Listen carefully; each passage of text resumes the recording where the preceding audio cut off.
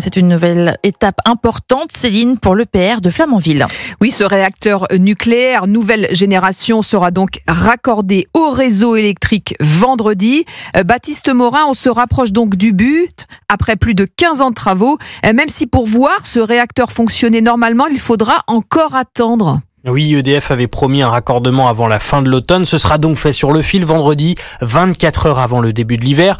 L'EPR de Flamanville va ensuite monter en puissance et c'est à l'issue de cette phase d'essai qu'il fonctionnera à 100%, horizon été prochain. Un premier arrêt est programmé courant 2026 pour la maintenance et le rechargement du combustible. Entre le raccordement prévu donc vendredi et ce premier arrêt, l'EPR de Flamanville devrait avoir produit 14 TWh d'électricité, c'est l'équivalent de 2 années de production des 2 autres réacteurs de Flamanville en fonction depuis les années 80. Voilà tout l'intérêt de ce réacteur nouvelle génération. Pour rappel, 6 autres nouveaux réacteurs doivent voir le jour, le premier d'entre eux d'ici 2035. Coût total de l'opération, près de 70 milliards d'euros. Les précisions de Baptiste Morin, le chef du service économie d'Europe 1.